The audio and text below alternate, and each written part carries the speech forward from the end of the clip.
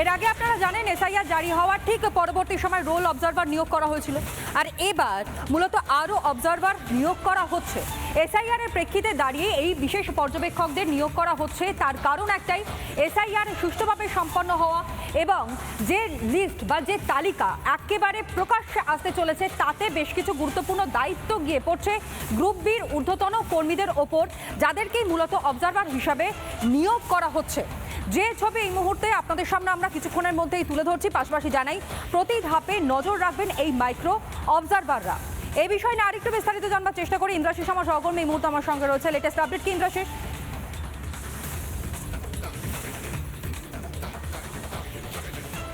একেবারে দেখো যে এই তারপরেই কিন্তু এই যে 16টি যে কেন্দ্রীয় এজেন্সি রয়েছে তাদের যারা আধিকারিকেরা রয়েছেন তাদেরকে নিয়ে কিন্তু আজকে বৈঠক হয়েছে। সিওর দপ্তরে যে সিও মনোজ কুমার আগরওয়াল তিনি নিজে উপস্থিত ছিলেন এবং দীর্ঘক্ষণ ধরে সেই বৈঠক চলার পর ইতিমধ্যে সেই বৈঠক শেষও হয়েছে।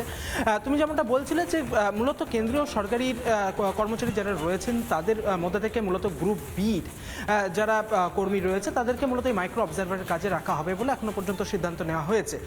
পাশাপাশি তোমাকে জানিয়ে রাখবো যে এই যে 16টি এজেন্সি যাদের মধ্যে ব্যাংক রয়েছে, যাদের মধ্যে রেল রয়েছে, এয়ারপোর্ট রয়েছে, পাশাপাশি কাস্টমস রয়েছে, তাদের সমস্ত আধিকারিকদেরকে নিয়ে কিন্তু আজকে এখানে বৈঠক হয় এবং সেই বৈঠক থেকে মূলত এই সিদ্ধান্ত নেওয়া হয়েছে। এখনো পর্যন্ত যেটা নির্বাচন কমিশনের সূত্রে আমরা জানতে পারছি যে মূলত ভোটার লিস্ট যেটা একেবারে ফাইনাল ভোটার লিস্ট রয়েছে সেখানে যাতে কোনো রকম কারচুপি না থাকে, যাতে কোনো রকম গাফিলতি না থাকে, স্বচ্ছ ভোটার তালিকা যাতে বের করা হয়, প্রকাশ করা হয়, সেই বিষয়টির উপর নজরদারি করবে মূলত এই মাইক্রো অবজারভারেরা।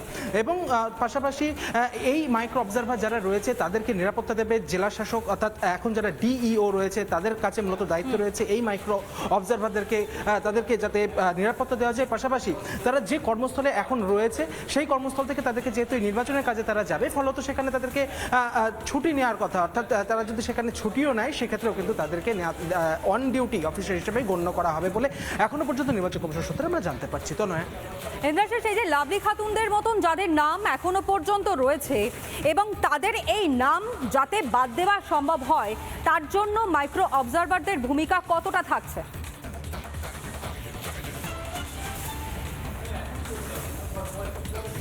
দেখো মূলত যে এই যে যারা একে অপরের নাম ব্যবহার করে যারা ভোটার তালিকায় নাম তুলেছে, ফলত যাদেরকে এই ভোটার তালিকায় তাদের নাম যেন না আসে, স্বচ্ছ ভোটার তালিকা তৈরির ক্ষেত্রে কিন্তু এই মাইক্রো অবজারভারদের ভূমিকা অত্যন্ত গুরুত্বপূর্ণ বলে এখনো পর্যন্ত জানা যাচ্ছে। ফলত এই যারা কেন্দ্রীয় সরকারি কর্মচারী যারা বিভিন্ন এজেন্সিতে রয়েছে সেন্ট্রালের, তাদেরকে নিয়ে এসে তাদেরকে এই মাইক্রো অবজারভারের রোলটা তাদেরকে দেওয়া হচ্ছে। পাশাপাশি তোমাকে যেমনটা কিছুক্ষণ আগেই বলছিলাম, তাদেরও যে সমস্ত নিরাপত্তার দায়িত্ব সেগুলো কার্যত জেলা শাসক অর্থাৎ ডিইওদের কাছে কিন্তু এই মুহূর্তে তাদেরকে দেওয়া হয়েছে এবং তারা মূলত এদের নিরাপত্তার বিষয়টা ডিইওরে দেখবে বলে এখনো পর্যন্ত নির্বাচন কমিশনের পক্ষ থেকে জানানো হয়েছে। তুমি যেমনটা বলছিলে যে এই যে সমস্ত নামগুলো ভোটার তালিকায় উঠে আসছে, অর্থাৎ যে সমস্ত ভুয়ো ভোটার যে সমস্ত নামগুলো উঠে আসছে, এই খসড়া তালিকা তৈরির পর বেশ কিছু নাম বাদ গিয়েছে।